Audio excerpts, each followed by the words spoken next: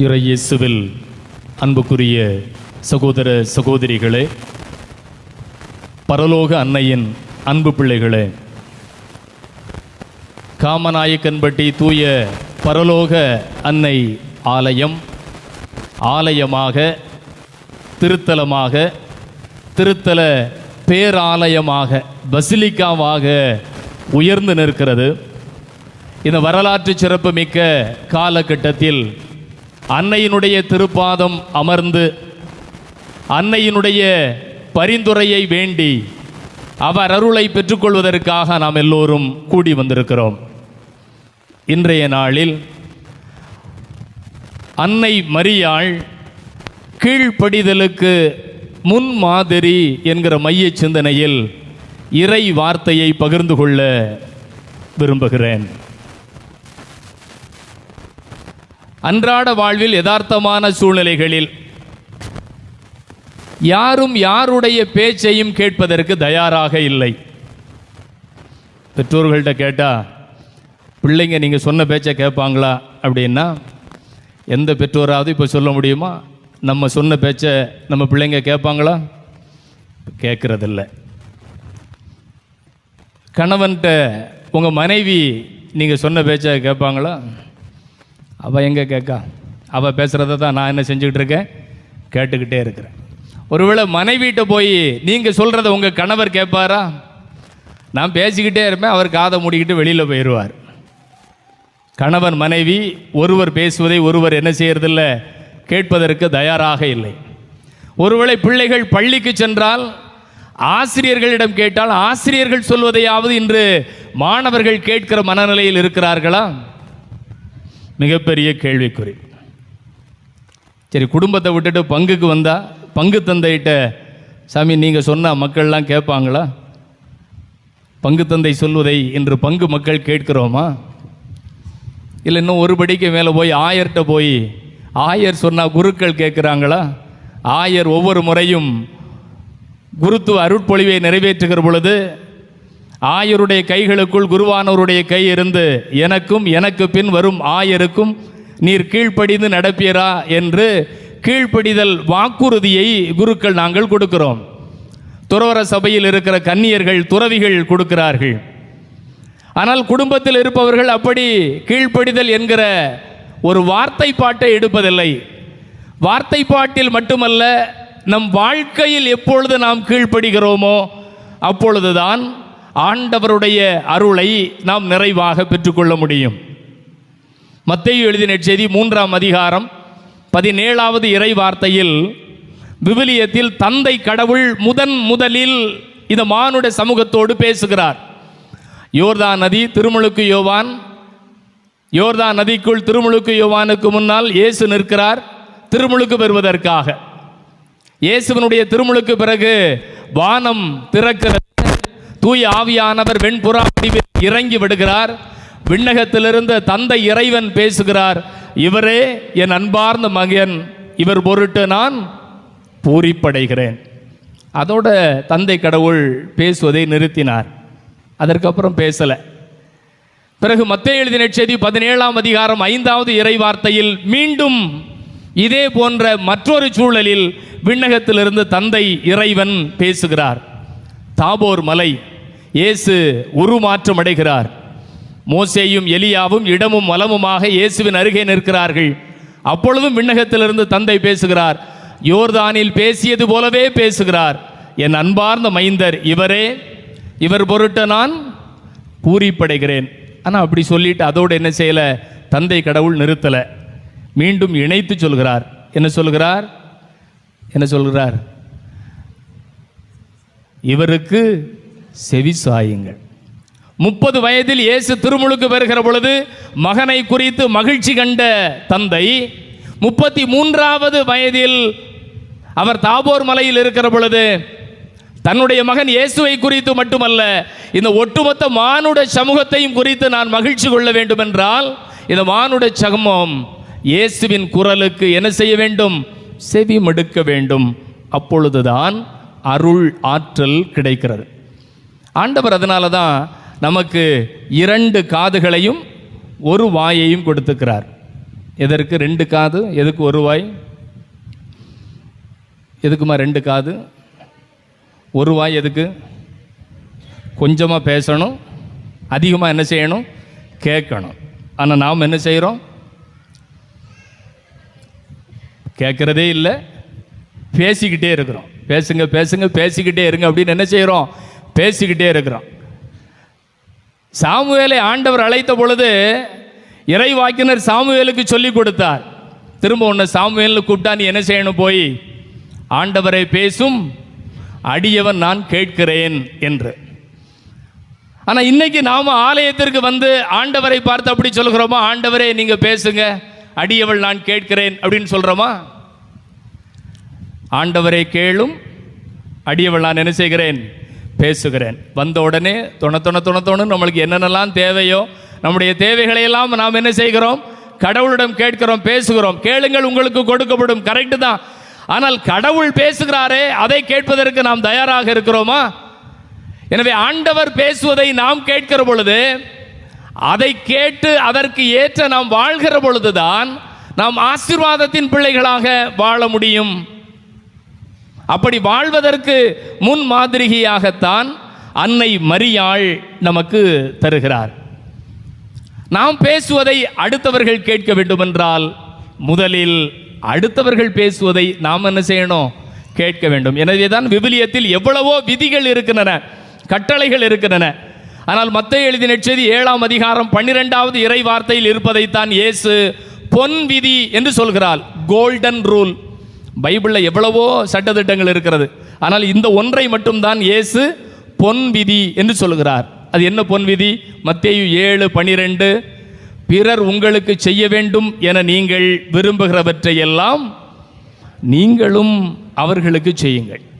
அப்ப நாம் அடுத்தவர்கள் நாம் பேசுவதை கேட்க வேண்டும், நமக்கு கீழ்ப்படிந்து நடக்க வேண்டும், நமக்கு மரியாதை கொடுக்க வேண்டும், நாம் சொல்வதை ஏற்றுக்கொள்ள வேண்டும், நம்மை புரிந்து கொள்ள வேண்டும் என்றெல்லாம் விரும்புகிறோம். சரிதான். ஆனால் அடுத்தவர்களுக்கு நாம் அதை செய்கிறோமா? அன்னை மரியாள் கானாவூர் திருமணத்தில் இயேசு கிறிஸ்துவினுடைய முதல் புதுமை நடப்பதற்கு காரணமாக இருந்தார். மாதா மகனிடம் போய் சொல்லுகிறார், இங்கே திராட்சரசம் தீர்ந்து விட்டது. அம்மா எனது நேரம் இப்பொழுது வரவில்லை என்று சொன்னாலும் கூட தாய் சொல்லுவதை மகன் பணிவோடு கேட்கிறார். அம்மா சொன்னதை மகன் என்ன செய்தார்? கேட்டுக்கொண்டார். பிறகு அதே தாய் பணியாளர்களை பார்த்து சொல்கிறார். என்ன சொல்றாரு? அவர் உங்களுக்கு சொல்லுவதெல்லாம் செய்யுங்கள்.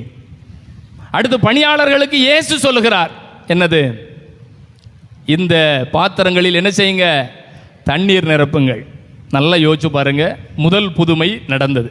ஒருவேளை மாற்றி சிந்திச்சு பாருங்க, மாதா சொன்ன உடனே நீ என்ன சொல்றது, நான் என்ன கேட்கறது அப்படின்னு இயேசு சொல்லியிருந்தா, இல்லைன்னா மாதா பணியாளர்கள்ட்ட அவர் உங்களுக்கு சொல்வதெல்லாம் செய்யுங்கள்னு சொன்ன உடனே அவரே சும்மா இருக்கார், நீங்க என்ன பேசிக்கிட்டு இருக்கீங்க, நீங்க சொன்னதெல்லாம் நாங்கள் என்ன செய்ய முடியாது, கேட்க முடியாது அப்படின்னு மாதா சொல்வதை இவர்கள் தட்டி கழித்திருந்தால், அல்லது இயேசு பணியாளர்களை பார்த்து தண்ணீர் நிரப்புங்கள் என்றால் என்ன பைத்தியக்காரத்தனமா இருக்கு?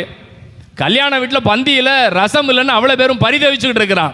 இப்போ ரசத்துக்கு ஏற்பாடு செய்யணுமா, இங்கே பாத்திரத்தில் தண்ணியை நிரப்பணுமா என்று ஒருவேளை பணியாளர்கள் இயேசுவின் குரலுக்கு செவி கொடுக்காமல் இருந்திருந்தால் புதுமை நடந்திருக்குமா? அற்புதம் அதிசயம் நிகழ்ந்திருக்குமா? கானாவூர் திருமணத்தில் திராட்சரசம் பொங்கி வழிந்திருக்குமா?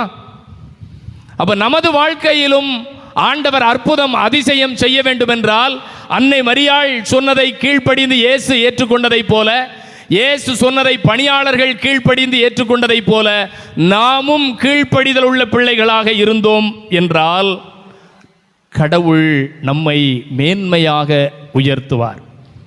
இன்றைய முதல் வாசகத்தில் சீராக்கின் ஞானம் 3ஆம் அதிகாரம் 17வது இறைவார்த்தை விவிலியத்தில் எடுங்க. சீராக்கின் ஞானம் 3ஆம் அதிகாரம் 17வது இறை வார்த்தையில் இந்த உலகத்தில் கடவுள் ஒரு தாய் போல இருந்து ஒரு குழந்தைக்கு கற்பிப்பதை போல கற்றுக் கொடுக்கிறார். என்ன சொல்றாரு? குழந்தாய், நீ செய்வது அனைத்தையும் பணிவோடு செய். இந்த உலகத்தில் எதை செய்ய வேண்டும் என்று நினைக்கிறாயோ அதை நீ பணிவோடு செய். ஒருவேளை நீ பணிவில்லாமல் இருந்தால் என்ன நடக்கும்? 18வது வசனம் வாசிங்க. சீராக்கின் ஞானம் 3ஆம் அதிகாரம் 18வது வசனம். நீ பெரியவனாய் இருக்கும் அளவிற்கு பணிந்து நட. அன்புக்குரியவர்களே, இந்த உலகத்தில் நான் பெரியவன் என்று காட்டிக்கொள்வதற்கு நாம் என்ன செய்கிறோம்? எவன் பேச்சையும் என்ன செய்யக்கூடாது? கேட்கக்கூடாது. என் பேச்சை தான் எல்லாரும் என்ன செய்யணும்? கேட்கணும். அப்போ தான் நான் பெரிய ஆள். அவன் சொல்கிறத நான் கேட்டால் நான் எப்படி பெரிய ஆளாக முடியும்? நான் சொல்கிறேன், நீ கேள். எனவே நான் பெரியவன், நீ சிறியவன். ஆனால் சீராக்கின் ஞானம் சொல்கிறது, நீ பெரியவனாய் இருக்க வேண்டும் என்றால் நீ என்ன செய்யணும்? பணிந்து நடக்க வேண்டும். அப்படி பணிந்து நடந்தால் ஆண்டவர் முன்னிலையில் உனக்கு பரிவு கிட்டும். ஒருவேளை நீ பணியவில்லை என்றால் நீ என்ன சொல்றது? நான் என்னென்ன கேட்கறது? உனக்கு நான் கீழ்ப்படியணுமா என்றால் 28வது வசனம், சீராக்கின் ஞானம் 3ஆம் அதிகாரம் 28வது இறை வார்த்தையில் சீராக்கின் ஞானம் கற்றுக் கொடுக்கிறது. இருமாப்பு கொண்டோரின் நோய்க்கு மருந்து இல்லை. வாதத்துக்கு மருந்து இருக்கு, பிடிவாதத்துக்கு மருந்து இல்லை. நான் பிடிச்ச முயலுக்கு தான் 3 கால் நின்று அதுக்கு என்னதில்லை? மருந்து இல்லை. நீ சொல்றதை நான் கேட்க முடியாது என்று எதிர்த்து நின்றால், ஆணவத்தில் நின்றால், திமிரில் நின்றால் அதற்கு மருந்தே இல்லை. எனவே இருமாப்பு கொண்டோரின் நோய்க்கு மருந்து இல்லை. ஏனென்றால் தீமை அவர்களுக்குள் வேரூன்றி விட்டது. அப்ப எனக்குள் தீமை வேரூன்றி விட்டது என்றால் நான் இருமாப்போடு நடக்கிற பொழுது கடவுளின் வார்த்தைக்கு நான் செவி கொடுப்பதில்லை.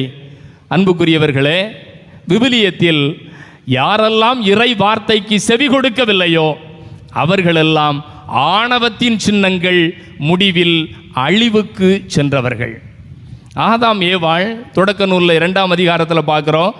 கடவுள் அவர்களை தன் உருவில் தன் சாயலில் படித்து மதிப்போடு மாண்போடு ஏதேன் தோட்டத்தில் வைத்தார். ஆனால் ஆதாம் ஏவாள் ஆண்டவருடைய வார்த்தைக்கு கேட்காமல் அவர்கள் சாத்தானின் வார்த்தைக்கு செவி கொடுத்தார்கள். அப்போ நாம செவி கொடுக்க வேண்டும். கடவுளுடைய யாருடைய வார்த்தைக்கு செவி கொடுக்கிறோம் என்பது முக்கியம். சாத்தானின் வார்த்தைக்கு செவி கொடுத்தார்கள். நானும் கடவுளை போல மாற வேண்டும். அவர் மட்டும்தான் கடவுளா? நானும் அவரை போல மாற வேண்டும். அவர்களுக்குள் ஆணவம் வருகிறது, கீழ்ப்படியாமை வருகிறது. எனவே இந்த உலகத்தில் முதல் பாவம் எங்கே தொடங்குகிறது? கீழ்ப்படியாமையில் இருந்துதான் உலகத்தின் முதல் பாவம் தொடங்குகிறது. அதைத்தான் நாம் ஜென்ம பாவம் என்று சொல்கிறோம். ஒவ்வொரு முறையும் நாம் தந்தை மகன் தூய ஆவியின் பேரால் நான் உன்னை கழுவுகிறேன் என்று நம்ம தலையில தண்ணீர் ஊற்றி ஜென்ம பாவம் கழுவப்படுகிறது பாருங்க திருமுழுக்கில். இந்த ஜென்ம பாவத்தினுடைய ஆணி வேர் என்ன? கீழ்ப்படியாமை. எனவே அவர்கள் விலக்கப்பட்ட கனியை உண்டார்கள், அவர்கள் அழிவுக்கு சென்றார்கள். தொடக்க நூல் 11ஆம் அதிகாரம் 4வது இறை வார்த்தையில் 2வது ஆணவத்தின் அடையாளம் பாபேல் கோபுரம். ஊரில் எல்லாரும் சேர்ந்து என்ன செய்கிறாங்க? மிகப்பெரிய கோபுரம் ஒன்றை கட்டுகிறார்கள். தொடக்க நூல் 11ஆம் அதிகாரம் 4வது வசனம் வாசிங்க. வாருங்கள், உலகம் முழுவதும் நாம் சிதறுண்டு போகாதபடி வானளாவிய கோபுரம் கொண்ட நகர் ஒன்றை நமக்காக கட்டி எழுப்புவோம். ஒரு பெரிய கோபுரத்தை கட்டுவோம். அந்த கோபுரம் எதற்காக? நமக்காக, நமது பெருமையை சொல்வதற்காக.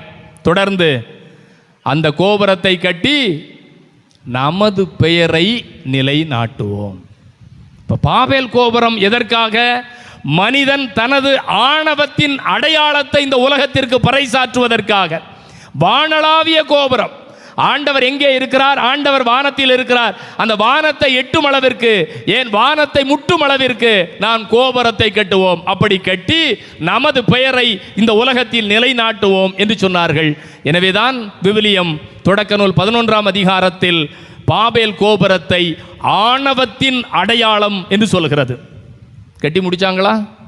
இல்லை. அங்கே குழப்பம் வருகிறது. கோபுரம் பாதியிலேயே விழுந்து விடுகிறது. நாம் தொடங்குகிற காரியம் ஆண்டவரை மகிமைப்படுத்துவதாக இருந்தால் எது தடுத்தாலும் அது நிலைத்து நிற்கும். அல்லது உனது எனது பெயரை மட்டுமே மாட்சிமைப்படுத்த வேண்டும் என்றால் அது நிலைத்து நிற்காது. பாபேல் கோபுரம் இடிந்து விழுந்தது.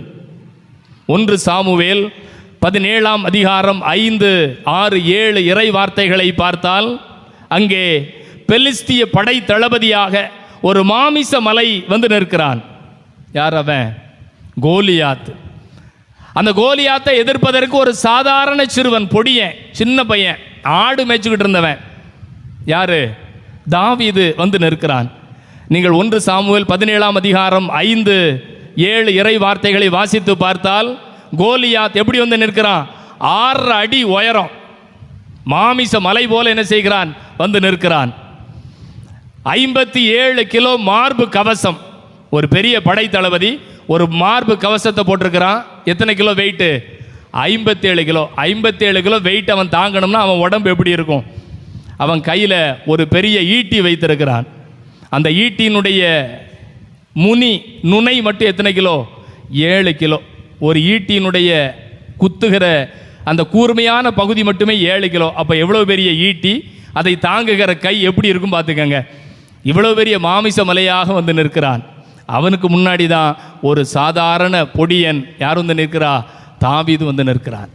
அன்புக்குரியவர்களே, இந்த உலகத்தில் எனது திறமை மீது, எனது வலிமை மீது, எனது படையின் மீது, எனது பொருளின் மீது, எனது படிப்பின் மீது, எனது கௌரவத்தின் மீது நான் நம்பிக்கை வைத்திருக்கிறேன் என்று எவன் வந்து நிற்கிறானோ அவன்தான் ஆணவத்தின் அடையாளம். கோலியாத் அப்படித்தான் வந்து நின்றான்.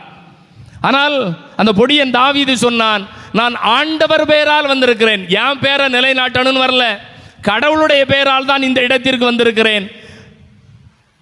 ஆனால் இவ்வளவு மாமிச மலை படை கருவிகள் அவன் ஜெயிக்கல. சாதாரண கூழாங்கல் 2-3 கல் எடுத்துட்டு போனா எல்லா கல்லையும் பயன்படுத்தல. முதல் கல்லிலேயே மாமிசை மலை என்ன செஞ்சுட்டான்? கீழே விழுந்துட்டான். அன்புக்குரியவர்களே, விவிலியத்திலும் சரி சமூகத்திலும் சரி ஆணவத்தின் அடையாளங்கள் நிலைத்து நின்றதே இல்லை. அடுப்பாங்கரையில் தீப்பெட்டியும் தீக்குச்சியும் பேசிக்கிட்டு இருந்துச்சு. யாரெல்லாம் பேசிக்கிட்டு இருந்தா? தீப்பெட்டியும் தீக்குச்சியும். தீக்குச்சி தீப்பெட்டியை பார்த்து கேட்டுச்சு, தீப்பெட்டி தீப்பெட்டி, நீயும் நானும் தான் எப்போதும் என்ன செய்கிறோம்? உரசுறோம். நீயும் நானும் தான் எப்போதும் உரசுறோம். ஆனால் நீ அப்படியே தான் இருக்க, நான் தான் பற்றிக்கிட்டு எரியுதேன் அப்படின்னு தீக்குச்சி சொல்லிச்சான். உண்மைதானே? தீக்குச்சியும் தீப்பெட்டியும் தான் என்ன செய்கிறோம்? உரசுறோம். ரெண்டுலையுமே மருந்து தான் இருக்குது, பாஸ்பரஸ் தான் இருக்குது. தீக்குச்சிலையும் பாஸ்பரஸ் தான் இருக்குது, தீப்பெட்டிலையும் பாஸ்பரஸ் தான் இருக்குது. ஆனால் இருவருமே உரசுகிறோம்.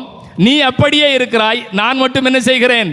பற்றி கொண்டு எரிகிறேன் என்று சொல்லிச்சு. தீக்குச்சி ஏன் பற்றிக்கிட்டு எரியுது? நீ ஒருவேளை மாற்றி சொல்லி பாருங்க. தீக்குச்சி அப்படி இருக்கு, தீப்பெட்டி பற்றி எரிஞ்சதுன்னு வைங்க, கை குப்பீர்னு எரிஞ்சிருமா இல்லையா? இப்போ தீக்குச்சி மட்டும் ஏன் எரியுது?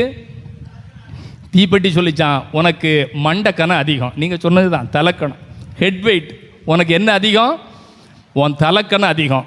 அன்புக்குரியவர்களே, தலைக்கணத்தோடு ஆடியவர்கள் எல்லோரும் இந்த தீக்குச்சியை போலத்தான் என்ன செய்திருக்கிறார்கள்? எரிந்து வீழ்ந்து போயிருக்கிறார்கள். அது விவிலியமோ சமூகமோ எங்கென்றாலும் ஆணவத்தின் அடையாளங்கள் அழிந்து போயிருக்கிறார்கள். ஆனால் யார் தங்களை தாழ்த்தி கொள்கிறார்களோ அவர்கள் எல்லோரும் உயர்ந்திருக்கிறார்கள். காரணம், அவர்களை உயர்த்தியது அவர்கள் அல்ல, கடவுள் உயர்த்துகிறார். காரணம், அவர்கள் கடவுளுக்கு முன்னால் தங்களை தாழ்த்தி கொண்டார்கள். எனவேதான் கடவுள் அவர்களை உயர்த்துகிறார். திருத்தந்தை பிரான்சிஸ் அவர்கள் 2021ஆம் ஆண்டு ஆகஸ்ட் மாதம் 15ஆம் தேதி அன்னையினுடைய விண்ணேற்பு பெருவிழா அன்று மதிய நேரத்தில் மூவேளை ஜெபத்திற்காக பார்வையாளர்கள் எல்லாம் கூடி வந்திருக்கிற பொழுது ஒவ்வொரு நாளும் மதிய நேரம் அவர்களுக்கு அருளுரை வழங்குவதுண்டு. திரிகால ஜெபம், மூவேளை ஜெபத்தில் 2021ஆம் ஆண்டு ஆகஸ்ட் மாதம் 15 பரலோக தாயினுடைய திருவிழா அன்று பரலோக அன்னையை குறித்து அந்த மூவேளை ஜெபத்தில் வந்து சொன்னார். அன்னை மரியாவை நாம் பல்வேறு நிலைகளில் பார்க்கிறோம். ஆனால் அன்னை மரியாவிடம் ஒரே ஒரு ரகசியம் இருக்கிறது. இந்த ரகசியத்தை நாம் தெரிந்து கொண்டால் நாம் என்ன செய்யலாம்? வாழ்க்கையில் உயர்ந்து விடலாம். என்ன ரகசியம்? பணிவு என்னும் பண்பே அன்னை மரியாளின் ரகசியம். அன்னை மரியாளுடைய ரகசியம் என்ன? எல்லாரும் வாய் திறந்து சொல்லுங்க. பணிவு. எல்லாரும் வாய் திறந்து. இது திருத்தந்தை சொல்லுகிறார் மரியாவினுடைய விண்ணேற்பு பெருவிழாவில். அன்னை மரியாவிடம் இருந்த ஒரே ஒரு ரகசியம் பணிவுதான். இந்த பணிவு என்கிற பண்பினால் தான் கடவுளின் பார்வை அன்னை மரியாளின் மீது விழுந்தது. இந்த திருப்பலியினுடைய தொடக்கத்தில் தந்தை ஜோசப் ராஜன் அவர்கள் சொன்னார்கள், எல்லோரும் நீங்கள் பரலோக தாயை பாருங்கள் என்று. அப்ப எல்லோரும் நாம் தாயை பார்க்கிறோம். நமக்கு என்ன ஆசை? நாம தாயை பார்த்தா மட்டும் போதாது, தாய் என்ன செய்யணும்? என்ன செய்யணும்? நம்மளை பார்க்கணும். அந்த தாய் நம்மளை பார்ப்பதற்கு எது அடித்தளமாக இருக்கிறது? அந்த தாயை கடவுள் பார்த்தார். நீங்கள் லூக்கா எழுதின நற்செய்தி முதல் அதிகாரம் 48வது இறைவார்த்தை, லூக்கா முதல் அதிகாரம் 48வது இறைவார்த்தையில் அன்னை மரியாள் எலிசபெத் அம்மாளை சந்தித்த பிறகு ஒரு மாபெரும் புகழ்ச்சி பாடலை பாடுகிறார். பழைய ஏற்பாட்டில் அண்ணா பாடிய அதே பாடலைத்தான் மரியாள் பாடுகிறாள். அதில் 48வது வசனம் என்ன சொல்கிறது? தம் அடிமையின் தாழ்நிலையை கண்ணோக்கினார். அப்போ கடவுள் உன்னை பார்க்கிறார், கண்ணோக்குகிறார். எப்பொழுது நீ ஒரு அடிமையாக உன்னை எப்பொழுது தாழ்த்தி கொண்டாயோ அப்பொழுது கடவுளின் கருணை கண் பார்வை உன் மீது விழுகிறது. அப்ப நான் பரலோக தாயை பார்க்கிறேன். பரலோக தாயே, உம்முடைய திருமுகம் என் மீது விழாதா என்று நான் கேட்கிறேன். கடவுளுடைய பார்வை நமக்கு கண்டிப்பாக வேண்டும். பல நேரத்தில் கடவுளே வந்து நின்று நம்மை பார்த்தால் கூட நம் பார்வையில் விழமாட்டோம். ஆதாம் நீ எங்கே இருக்கிறாய் என்று ஆண்டவர் கேட்கிறார். அதுவரை ஆதாமும் ஆண்டவரும் கையை பிடிச்சுக்கிட்டு ஈவினிங் என்ன செஞ்சாங்க? ஏதேன் தோட்டத்தில் வாக்கிங் போயிட்டு இருந்தாங்க. ஆனால் அன்னைக்கு வந்து ஆண்டவர் கேட்கிறார், ஆதாம் நீ எங்கே இருக்கிறாய்? ஆண்டவர் வந்து பார்க்க வேண்டும் என்று நிற்கிறார். ஆனால் ஆதாமால் ஆண்டவர் என்ன செய்ய முடியல? பார்க்க முடியவில்லை. காரணம் பாவம். ஆண்டவரே, உம்முடைய குரலை நான் கேட்கிறேன், ஆனால் உம்முடைய முகத்தை என்னால் என்ன செய்ய முடியல? பார்க்க முடியல. நீங்கள் கடவுளை பார்க்க வேண்டும் என்றாலே பாவம் இல்லாமல் இருக்க வேண்டும். அவன் கீழ்ப்படியாமை என்கிற பாவத்தினால் கடவுளே வந்து நின்றால் கூட கடவுளுடைய பார்வையை அவனால் பெற்றுக்கொள்ள முடியவில்லை. ஆனால் அதுதான் என்ன சொல்றோம்? கீழ்ப்படியாமை ஜென்ம பாவம்னு சொல்றோம். அந்த ஜென்ம பாவத்திலிருந்து உன்னை என்னை மீட்பதற்காகத்தான் தனது கருவில் 10 மாதம் அன்னை மரியாள் இயேசு கிறிஸ்துவை சுமந்தாள். அப்படி சுமப்பதற்கு ஜென்ம பாவம் இல்லாமல் உற்பவித்த அன்னை மரியாள் இதோ உமது அடிமை என்று சொல்லி தன்னையே தாழ்த்தி கொண்டார். எனவேதான் திருத்தந்தை பிரான்சிஸ் அவர்கள் சொல்லுகிறார்கள், மரியாவின் பண்பு பணிவு.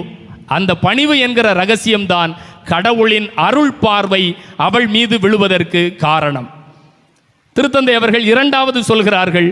லூக்கா எழுதின நற்செய்தி 14ஆம் அதிகாரம் 11வது வசனத்தில் மரியாவின் பண்பு பணிவு, அந்த பணிவுதான் அவரை விண்ணகத்திற்கு எடுத்து சென்றது. இந்த உலகத்தில் பிறக்கிற எல்லோருமே வாழ்கிறோம், சாகிறோம், மண்ணோடு மண்ணாய் போகிறோம். எல்லாரும் கல்லறையில் தான் இருக்காங்க. எல்லாரும் ஒரு நாள் எங்க போவோம்? இறுதி தீர்ப்புக்கு போவோம். ஆனால் அன்னை மரியாள் உடலோடு ஆன்மாவோடு விண்ணகத்திற்கு எடுத்துக்கொள்ளப்பட்டார். அதைத்தான் ஆகஸ்ட் 15ஆம் தேதி நாம் விண்ணேற்பு பெருவிழாவாக, பரலோக அன்னையின் பெருவிழாவாக கொண்டாடுகிறோம். அப்ப திருத்தந்தை பிரான்சிஸ் சொல்லுகிறார், மரியாவின் பணிவு என்கிற பண்புதான் அவரை விண்ணகத்திற்கு எடுத்துக்கொள்ளது. லூக்காஸ் எழுதின நற்செய்தி 14ஆம் அதிகாரம் 11வது இறை வார்த்தையில் ஆண்டவர் சொல்கிறார், தம்மை தாமே தாழ்த்துவோர் உயர்த்த பெறுவர். யார் தங்களை தாழ்த்திக் கொள்கிறார்களோ அவர்கள் உயர்த்த பெறுவார்கள். நான் சொன்னேன் விவிலியத்தில் ஆணவத்தின் அடையாளங்கள் எல்லாம் அழிந்து போனார்கள் என்று. ஆனால் யாரெல்லாம் தாழ்ச்சியோடு வாழ்ந்தார்களோ அவர்கள் உயர்த்தப்பட்டார்கள். திருமுழுக்கு யோவான்ட்ட இயேசு கிறிஸ்து யோர்தான் நதியில் போய் நின்று எனக்கு திருமுழுக்கு கொடு என்று சொல்கிறார். ஆனால் திருமுழுக்கு யோவான் சொல்கிறார், இல்லை, நான் தான் உங்கள்கிட்ட ஞானஸ்நானம் வாங்கணும், நீங்கள் போய் எப்படி என்கிட்ட ஞானஸ்நானம் வாங்கலாம்? உங்கள் காலில் கிடக்கிற செருப்பை கலத்துறதுக்கு கூட எனக்கு தகுதி இல்லை. ஒரு அடிமைதான் எஜமானன் வீட்டுக்கு வருகிற பொழுது வந்த உடனே வாங்க முதலாளின்னு சொல்லி அவன் காலில் கிடக்கிற செருப்பை கலத்தி தூர போட்டு அவனுடைய பாதங்களை கழுவதற்கு என்ன செய்யணும்? தண்ணி கொண்டு போய் கொடுக்கணும். அப்போ திருமுழுக்கு யோவான் சொல்கிறார், அந்த அடிமையாக இருப்பதற்கு கூட எனக்கு அருகதை இல்லை என்று சொல்கிறார். அவரைத்தான் ஆண்டவர் உயர்த்தினார். எந்த அளவிற்கு? பெண்களுக்குள் பிறந்தவர்களுள் திருமுழுக்கு யோவானை விட உயர்ந்தவர் எவருமே இல்லை. இப்போ பாருங்க, யார் தங்களை தாழ்த்தி கொள்கிறார்களோ அவர்களை ஆண்டவர் என்ன செய்கிறார்? உயர்த்துகிறார். திருத்தூதர் பவுல் பிலிப்பியருக்கு எழுதிய கடிதம் 2வது அதிகாரத்தில் கிறிஸ்தியல் பாடல் என்று நாம் பார்க்கிறோம். அதில் இயேசு கிறிஸ்துவனுடைய வாழ்வை திருத்தூதர் பவுல் அழகாக சொல்லுகிறார். கடவுள் வடிவில் விளங்கிய அவர் கடவுளுக்கு இணையாக இருக்கிற நிலையை வலிந்து பற்றி கொண்டிருக்க வேண்டியதொன்றாக கருதவில்லை.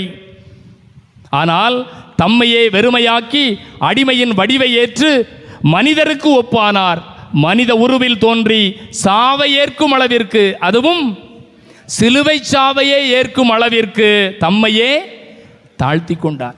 சிலுவை என்பது அவமானம், சிலுவை என்பது இழிவு, சிலுவை என்பது தண்டனை, சிலுவை என்பது குற்றத்தின் அடையாளம். ஆனால் அப்படி அவமானமாய், இழிவாய், குற்றத்தின் அடையாளமாய் பார்க்கப்பட்ட சிலுவை மரணம் அளவிற்கு இயேசு கிறிஸ்து தன்னை தாழ்த்தி கொண்டார். எனவேதான் நாம் தொடர்ந்து வாசிக்கிறோம், தந்தையாம் கடவுள் இயேசு கிறிஸ்துவை உயர்த்தினார்.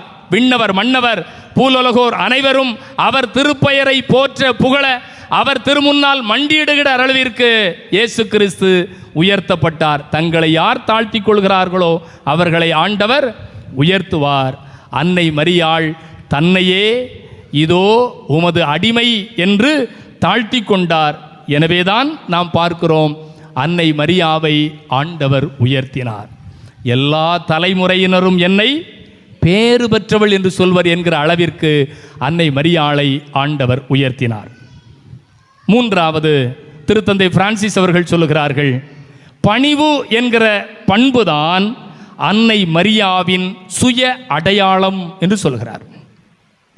முதல்ல சொன்னார், பணிவு என்கிற பண்புதான் அன்னை மரியாளின் மீது கடவுளின் பார்வை விழுவதற்கு காரணம். இரண்டாவது, பணிவு என்கிற பண்புதான் அன்னை மரியாளை உயர்த்தியது. மூன்றாவது, பணிவு என்கிற பண்புதான் அன்னை மரியாவின் சுய அடையாளம், செல்ஃப் ஐடென்டிட்டி. எனக்கென்று ஒரு தாண்மை, எனக்கென்று ஒரு அடையாளம். எது அடையாளம்? அன்னை மரியாளுடைய அடையாளம் என்ன? இதோ உமது அடிமை. அதுதான் அன்னை மரியாளின் அடையாளம். நான் அடிமையாக இருப்பது, ஆண்டவருக்கு அடிமையாக இருப்பது, அதுதான் எனக்கு அடையாளம். நாம் எல்லோரும் நம்முடைய பெயரை விளங்கச் செய்வதற்காக, நமது வாழ்வை பிறர் முன்னால் பகட்டாய் காட்டிக்கொள்வதற்காக, விளம்பரப்படுத்துவதற்காக நம்மை உயர்த்த வேண்டும் என்று பார்க்கிறோம். ஆனால் அன்னை மரியாள் தன்னை அடிமை என்றே அவர் விளக்கம் கொடுத்தார். யாராவது அடிமையாக இருப்பதற்கு தயாராக இருப்போமா? யாரும் இருக்க மாட்டோம். ஆனால் அன்னை மரியாள் அடிமை என்று தன்னை தாழ்த்தி கொண்டார். ஆண்டவருக்கு முன்னால் அடிமை. அது மட்டுமல்ல, ஆண்டவருக்கு முன்னால் அடிமையாக இருந்த அன்னை மரியாள் தான் எலிசபெத் தன்னுடைய உறவினர் கருவுற்றிருக்கிறார் என்று தெரிந்து 3 மாதம் எலிசபெத்திற்கு அடிமையாக இருந்து பணிவிடை செய்வதற்காக போனாள். என்னுடைய வயிற்றில் கடவுள் இருக்கிறார், நான் ஏன் அவ வீட்டுக்கு போனோம்? இல்லை, அவ தேவையில் இருக்கிற, அவளுக்கு நான் என்ன செய்யணும்? போய் உதவி செய்யணும். தன்னை அவர் தாழ்த்தி கொள்கிறார். நான் கடவுளின் தாய் என்கிற ஆணவத்தில் அவள் இல்லை. எனவேதான் அன்னை மரியாள் வந்தவுடன் எலிசபெத் பார்த்து சொல்கிறார், நீர் ஆசி பெற்றவள், நீர் புண்ணியவதி, நீ என் வீட்டுக்கு வர்றதுக்கு நான் என்ன செஞ்சிருக்கணும்? கொடுத்து வச்சிருக்கணும். அன்புக்குரியவர்களே, யாரெல்லாம் பணிவோடு இருக்கிறார்களோ, யாரெல்லாம் கீழ்ப்படிதலோடு இருக்கிறார்களோ அவர்களுக்கு என்னென்ன ஆசீர்வாதம் கிடைக்கும் என்று இணைச்சட்ட புத்தகம் 28ஆம் அதிகாரம் முதல் 4 வசனங்கள் இருக்கின்றன. வீட்டில் போய் நீங்கள் வாட்சி பாருங்க. இணைச்சட்டம் 28ஆம் அதிகாரம் 1 முதல் 4 வரை இருக்கக்கூடிய இறை வார்த்தைகளில் நீங்கள் பணிவோடு கீழ்ப்படிதலோடு இருந்தால் ஆண்டவருடைய ஆசீர்வாதத்தை பெற்றுக்கொள்வீர்கள். முதல் வசனம் சொல்கிறது, உன் கடவுளாகிய ஆண்டவரின் குரலுக்கு செவி கொடு, உலகில் உள்ள மக்களினங்கள் அனைத்திற்கும் மேலாக உன் கடவுளாகிய ஆண்டவர் உன்னை உயர்த்துவார். இதுதான் கீழ்ப்படிதலுக்கான முதல் ஆசீர்வாதம். அன்னை மரியாள் தன்னை கீழ்ப்படிதல் உள்ள பெண்ணாய் மாற்றினாள். எனவே எல்லா தலைமுறையினரும் என்னை பேருடையாள் என போற்றுவர் என்கிற அளவிற்கு அவள் உயர்ந்தாள். இணைச்சட்டம் 28ஆம் அதிகாரம் 4வது வசனம் சொல்கிறது, நீ கீழ்ப்படிதலோடு வாழ்ந்தால் உன் கருவின் கனியும் ஆசி பெறும் என்று சொல்கிறது. கீழ்ப்படிதலோடு இருந்தால் நான் மட்டுமல்ல, என் கருவில் இருக்கிற கனி. அப்படின்னா என்ன? எனது அடுத்த தலைமுறை, என் பிள்ளைகளும் என்ன செய்யும்? ஆசீர்வாதத்தை பெற்றுக்கொள்ளும்.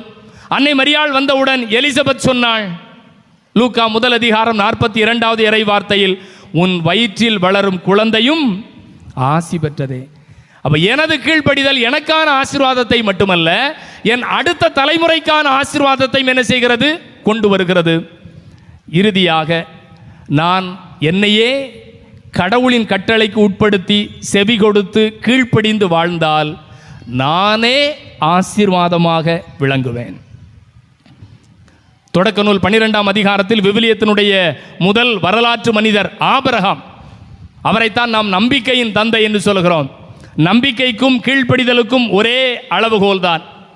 ஆண்டவர் மீது கொண்டிருக்கிற நம்பிக்கை, அவருக்கு தன்னையே முழுமையாக ஒப்பு கொடுத்தார். எனவேதான் விவிலியம் சொல்லுகிறது, ஆபிரகாமை பார்த்து ஆண்டவர் சொல்கிறார், நீயே ஆசியாக விளங்குவாய், நீதான் ஆசி. அன்னை மரியாள் எங்கெல்லாம் இருந்தாலோ அங்கெல்லாம் ஆசீர்வாதம் கிடைத்தது. எனவேதான் எலிசபெத் அன்னை மரியாளை பார்த்து சொன்னார், உம்முடைய வாழ்த்தை கேட்டவுடன் என்னுடைய வயிற்றில் உள்ள குழந்தை என்ன செய்தது? ஆசீர்வாதத்தால், அக்களிப்பால், மகிழ்ச்சியால் துள்ளியது. அன்னை மரியாவினுடைய வாழ்த்தை கேட்டவுடன் எலிசபெத்தும் தூய ஆவியால் ஆட்கொள்ளப்பட்டார். நீங்கள் கடவுளுக்கு கீழ்ப்படிந்து வாழ்ந்தால் நீங்கள் தான் ஆசீர்வாதத்தின் அடையாளம்.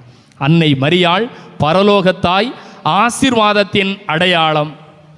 ஒரு எரிகிற திரி தன் அருகில் வருகிற எல்லா அணைந்த திரிகளையும் மீண்டும் என்ன செய்யும்? எரிய வைக்கும். அதே போல நாம் அன்னை மரியாவின் அருகே செல்ல செல்ல செல்ல நம்முடைய வாழ்வும் ஒளி பெறும். அன்னை மரியாளை தேடி வந்தவர்கள் எல்லோரும் அந்த ஒளியை பெற்றுக்கொண்டார்கள்.